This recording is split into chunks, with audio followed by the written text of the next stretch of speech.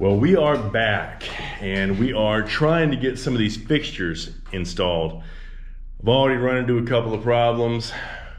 We've reworked a couple of things on where we're going to put the sink. We're going to have the sink sitting right here, centered right here on a 72-inch cabinet. But we're going to jump over to the other side and we're going to situate the sink centered right here.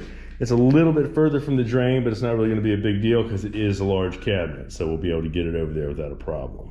Oh, that's a dull bit. I'm going to get another one. Remember the light fixture?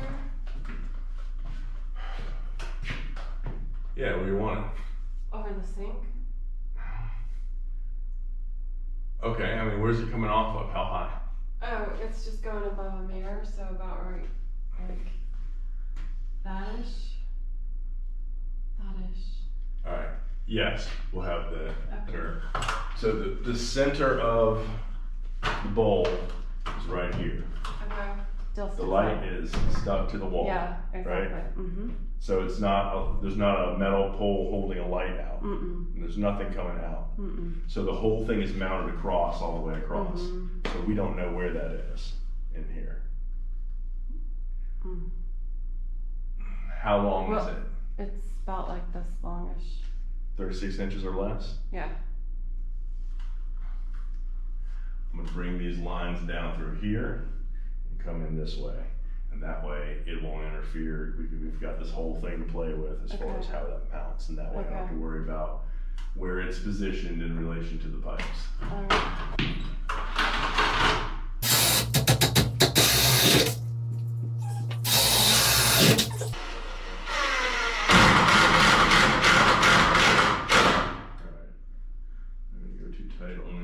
Moved a little. It's alright. I have to put hold this for me. This is super exciting. Yeah. It's my fixtures.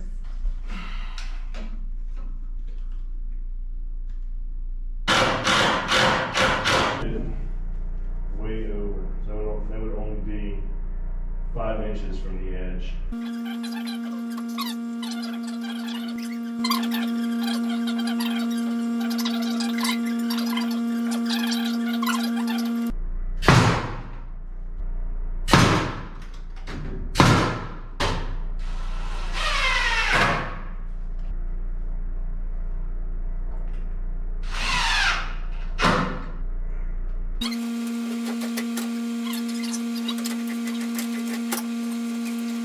So all this consternation and craziness is due to the fact that this house was designed with standard, simple appliances in mind.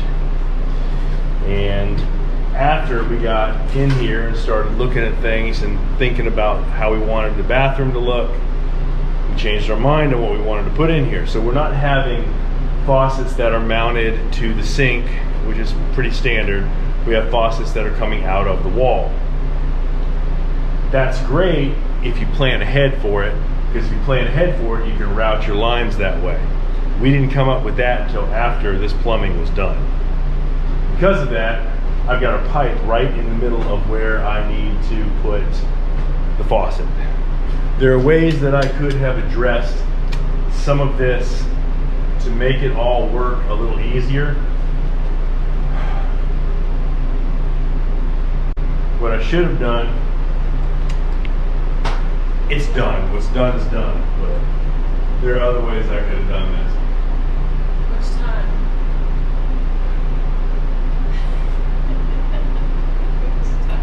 God, I feel like I'm chasing my tail.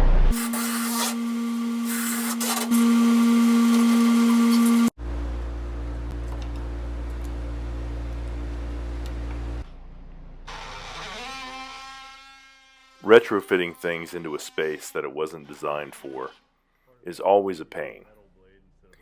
It requires a set of skills that lie somewhere between the ability to solve a Rubik's Cube and the ability to take it apart and reassemble it so that no one will ever know you did it.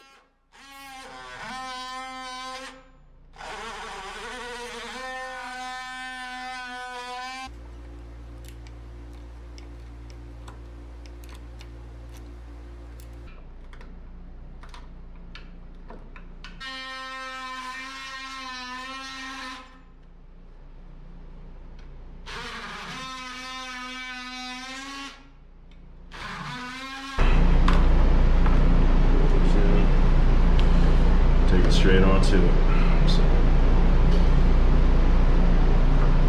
that's a pain, man. But you did it. But we did it. All for a wall-mounted faucet. It's gonna look great. It's gonna look fabulous. It is.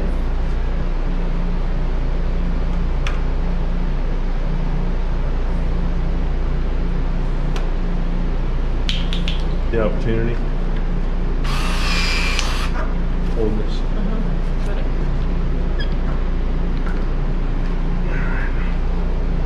You're on there.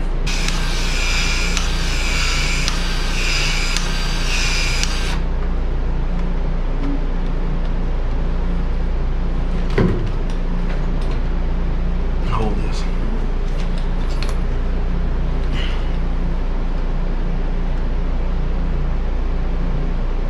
Didn't seat all the way onto it. You didn't? Nope. So you have to cut it? Yeah. Oh.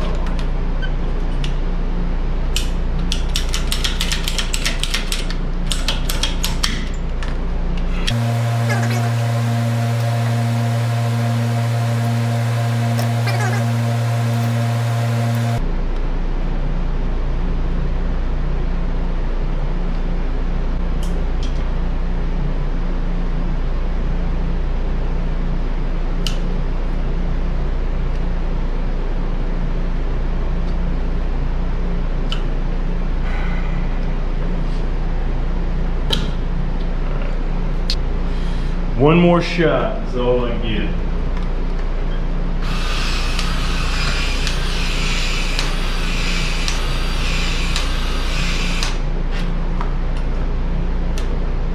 we go.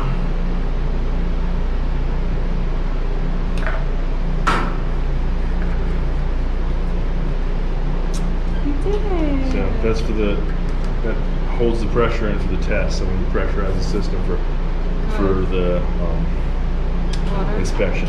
Oh, okay.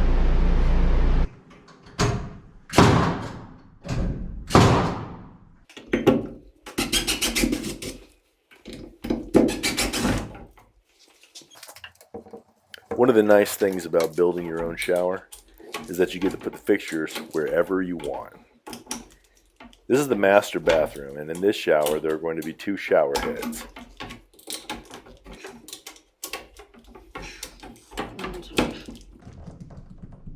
That should be tight enough.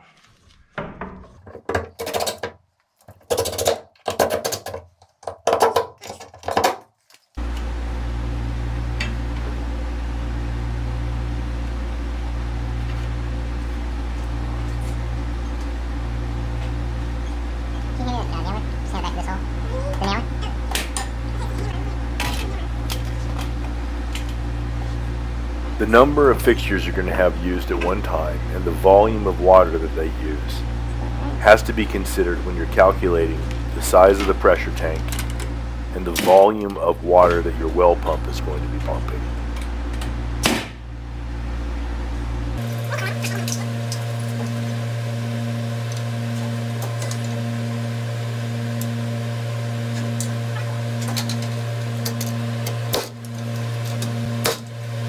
You also need to consider the size of the supply line and make sure that it will satisfy the demands for each fixture and appliance. Plumbers don't get enough credit for the amount of planning required. We only seem to notice when they don't do their job correctly. When they do it right, we take it for granted.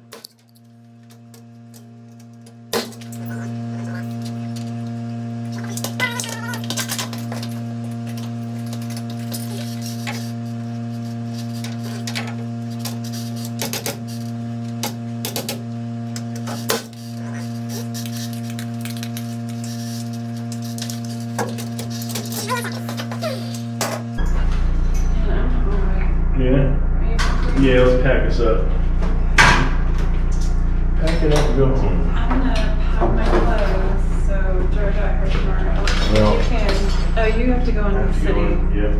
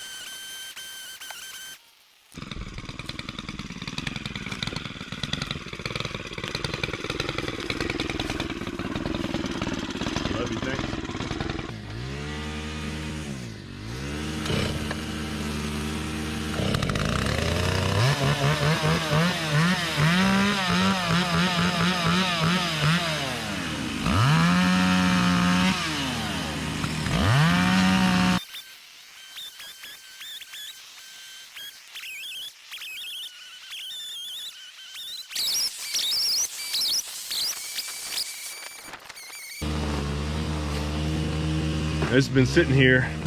This tree fell last year, I think. Might have been 2 years ago. Fell across the road. We cut it up and moved it.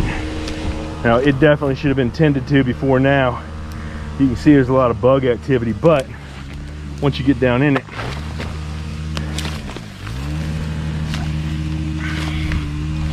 that's good solid wood. Dry it out and it'll burn real hot. You pull that bark off of it, there's a lot of beetle activity though. That big monster right there. And a couple of buddies.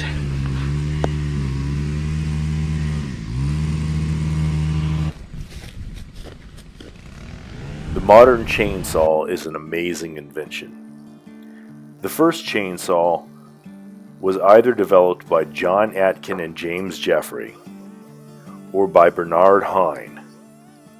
They were medical devices, hand cranked and used to cut flesh and bone. They were designed in the 1800s, and their grisly application was osteosurgery and labor and delivery.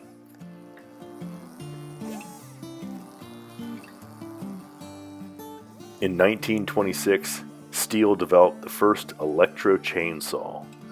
In 1927, Dolmar developed the first petroleum-operated chainsaw. And the first one-man chainsaw wasn't developed until 1950.